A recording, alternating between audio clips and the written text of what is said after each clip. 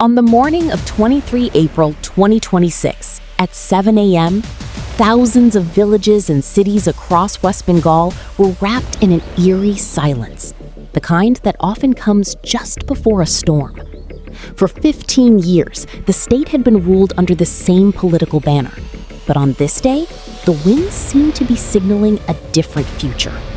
From the narrow lanes of Bhavanipur to the farmlands of Nandigram and the border villages of North Bengal, where families searched for their names on the electoral rolls, an unspoken tension filled the air. This was not just another election. It was a thin dividing line between the end of a political empire and the beginning of a new era. Until only a few months earlier, Bengal's politics had revolved almost entirely around Mamata Banerjee. But now, the political atmosphere had begun to change dramatically. The roots of this story stretched back several months to October 2025, when the Election Commission launched the special intensive revision of the electoral rolls. The campaign shook Bengal's political landscape. During the process, the names of more than 7 million voters, nearly 12% of the state's electorate, were removed from the voter list. According to official figures, over 6 million names were categorized as absent or deceased, while approximately 2.7 million cases remained pending before courts and tribunals. The Matua community, a large Dalit Hindu population, was among those most heavily affected. Opposition parties described the exercise as a bloodless political massacre, while the Trinamool Congress, TMC, accused authorities of deliberately stripping genuine citizens of their voting rights. The Bharatiya Janata Party, BJP, however, defended the exercise, arguing that it was a necessary effort to remove fake and illegal entries from the electoral rolls. In February 2026, the Supreme Court directed the Calcutta High Court to appoint 150 judicial officers to monitor the entire revision process. The controversy soon reached the courts and continued to dominate Bengal's political discourse until Election Day. However, the CIR controversy was not the only major issue. The Citizenship Amendment Act, CAA, once again became a central topic in Bengal politics. In March 2024, the central government had notified the Citizenship Amendment rules, and BJP leaders promised that if they formed the government in Bengal, they would accelerate the citizenship process, particularly for Matua and refugee communities. The Trinamool Congress, on the other hand, argued that the issue was being revived solely to polarize voters. Together, the SIR and CAA debates created deep anxiety among minority communities. Border security and illegal infiltration also emerged as major election issues. BJP leaders portrayed the Siliguri corridor and cross-border infiltration as matters of national security, while the Trinamool Congress dismissed these claims as another attempt at communal polarization. Meanwhile, the 2024 RG Carr Medical College rape and murder case, which had drawn nationwide attention, kept women's safety at the forefront of the campaign. The school recruitment scam and ongoing investigations by central agencies turned corruption into the opposition's strongest political weapon, while unemployment, stalled industrial growth, and delayed recruitment examinations fueled frustration among young and urban voters. Voting took place in two phases, on 23 April and 29 April, and the turnout made history. Nearly 94% of eligible voters cast their ballots, surpassing the turnout recorded in the 2011 Assembly election, and becoming one of the highest voter turnouts ever recorded in any Assembly or Lok Sabha election in independent India. During the second and final phase, more than 350,000 security personnel were deployed across the state.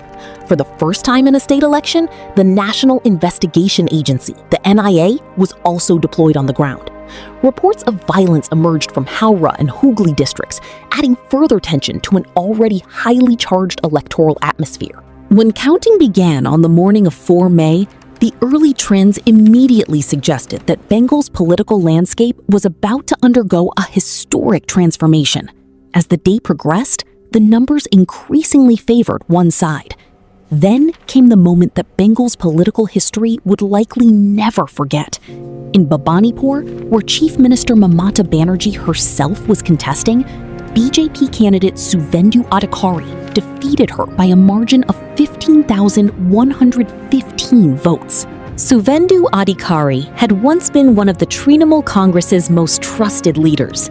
He played a pivotal role in the Singor and Nandigram movements and was widely regarded as one of the chief strategists behind Mamata Banerjee's successful campaign to unseat the left-front government in 2011.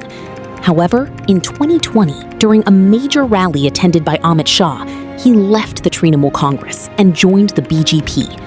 In the 2021 Assembly election, he defeated Mamata Banerjee in Nandigram, delivering a powerful political message, although the Trinamool Congress still secured 213 seats and retained power. 5 years later, in 2026, Suvendu Adhikari repeated history. He defeated his former ally Pavitra Kar in Nandigram and also defeated Mamata Banerjee in Bhabanipur. Out of 293 assembly seats, the BJP won 207, bringing an end to the Trinamool Congress's 15-year rule. For the first time since India's independence, a right-wing political party formed the government in West Bengal. The Congress Party and the Communist Party of India Marxist, which had failed to win even a single assembly seat in the previous election, also managed to make a comeback. Initially, the Mathabanga Naxalbari constituency attracted attention for recording the largest victory margin, but the story was not over. Following serious complaints of polling irregularities in the Falta constituency, the Election Commission canceled the result and ordered a repoll on 21 May. When the final result was declared on 24 May, the BJP secured the state's largest victory margin in Falta, symbolically putting the final seal on its sweeping electoral victory. On the afternoon of 9 May, Kolkata's Brigade Parade Ground, a venue that had witnessed many defining moments in Bengal's political history, prepared to host another historic event. Amid a sea of saffron flags, thousands of supporters, and tight security, Suvendu Adhikari took the oath as the new Chief Minister of West Bengal. Governor C.V. Ananda Bose administered the oath of office in secrecy. Prime Minister Narendra Modi attended the ceremony in person, accompanied by Home Minister Amit Shah, several chief ministers from BJP-ruled states, and the party's top leadership. It was not merely an oath-taking ceremony. It symbolized the BJP's political expansion into eastern India and marked one of the most significant moments in the region's modern political history. On the other side, following this massive electoral setback, Mamata Banerjee initially refused to submit her formal resignation. The Trinamool Congress attributed its defeat primarily to the SIR process and announced that it would challenge the electoral roll revision in court. The party argued that had more than 7 million voters not been removed from the electoral rolls, the outcome could have been entirely different. However, many political analysts also believed that the Banerjee government had gradually become weighed down by the burden of its own promises.